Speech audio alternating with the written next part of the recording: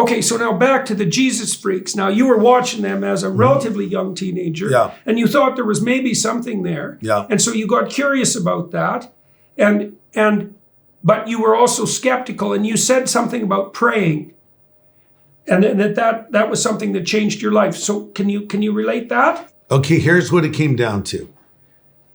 This guy who was preaching, his name was Lonnie Frisbee. He said, "Come up here and I'll lead you in a prayer." And I walked up there and I thought, this isn't going to work. Where were you? I'm high school. It's high school at lunchtime in Newport Harbor High School in Southern California and Newport Beach, California. So it's lunchtime.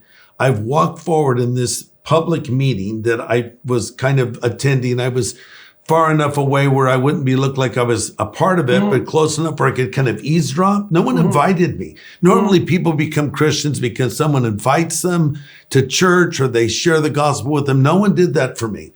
But I walked over to this evangelist and other kids were praying. He said, "Pray this prayer with me." And you know, Jordan, this is a prayer that I've led people in for over 50 years. And I've seen their lives changed. And there's nothing magical in this prayer. It's just a prayer based on biblical principles. But all prayer is it's communicating with God. And I don't think it has to be sophisticated. I think it needs to be genuine and from the heart. And the prayer went something along the lines of, "God, I know I'm a sinner, but I know Jesus Christ is a Savior who died on the cross for my sin and rose again from the dead. And I asked Jesus to come into my life. I didn't know what I was doing, but I believed it. And I didn't have an emotional experience, though people next to me did. One was laughing, one with joy, one was crying, maybe over their sins. I felt nothing, and I thought, that figures. God rejected me. But I marked that day in 1970 as the day that Christ literally came into my life, and it changed everything for me. In fact, that weekend, we had planned to go out into the mountains and take and smoke weed. And I went out with my friends and I broke away. I felt like being alone. I had this little baggie full of weed and a pipe and it just dawned on me, I don't want to do this anymore. And I don't know why I felt that way, but I thought, I don't want this anymore. And so I said, "God, if you're real, make yourself real to me." And I threw my pipe away and my weed away. So that's a sacrificial gesture. Yeah. And there was no one talking to me. No one explained like what we do when someone prays at one of our events. We're there to explain it. We give them a Bible. We're there to follow up on them. No one did any of this for me. But, you know, God says those that seek me will find me. And I think if we genuinely reach out to God, God will respond. You don't have to do anything perfectly. It just needs to be a movement of your heart toward God. And as much as I knew as a 17-year-old kid, I took that step of faith, and that is when my life began to change. And I've led people in this similar... Well, your thoughts do make themselves manifest to you in keeping with the spirit of your aim. So you can think about this. So there's a long history since the early 1960s of study into a phenomenon known as the orienting response. And the orienting response is a collection of psychophysiological responses that orient you towards a goal. Yeah. Well, so imagine that when you envision a goal, you see a landscape appear in front of you in relationship to that goal. And it's quite straightforward to understand. I mean, if I want to walk across the room through an open door, the first thing I do is look at the door, right? So now I've oriented my aim towards the door. Now I can see a pathway to the door, and I can see obstacles and pathways. And I can see things that'll move me forward and things that'll get in my way. And that is the landscape of perception. There's an aim and a pathway, and there's obstacles and facilitators. And you're always in that. Okay, your thoughts work that way too. So once you orient yourself towards an aim, the thoughts that come to you will have the voice of the spirit of that aim. Like this is technically how thought works. So if I'm angry with you and I want to have a fight, the thoughts that will come to me will be in keeping with that motivation.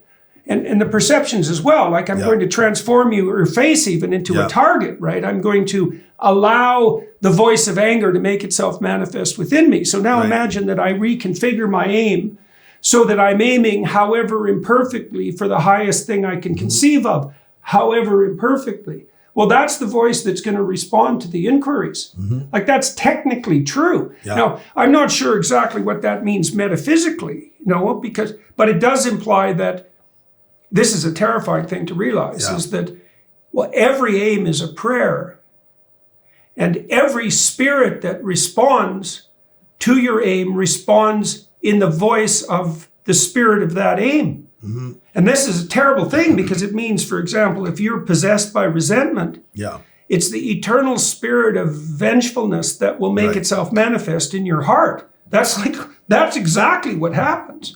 And so, well, there's no reason to assume at all that that wouldn't happen on the positive side. Okay, so now you made a gesture. You had decided somehow that the hedonistic pathway that you were pursuing, even if there was some search for enlightenment in it, say with the pot and the allergy, you weren't going to go down that route. And you can imagine that, you'd learned your lesson to some degree by watching your mother and her and her boyfriends, that there was some real danger in that, the Timothy Leary danger, right?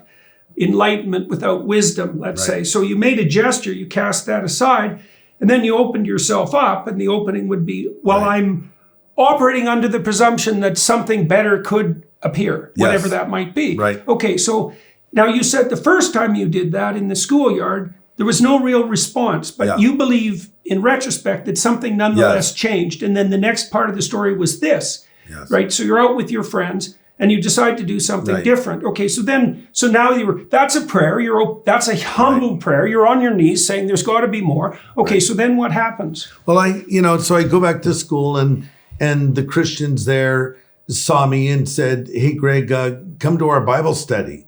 And okay. And I went and I felt kind of uncomfortable there. So did you have friends outside that circle? I had a bunch of low-life friends. I was going to one school called Corona Del Mar High School that was kind of a school attended by affluent kids, so I was not an affluent kid.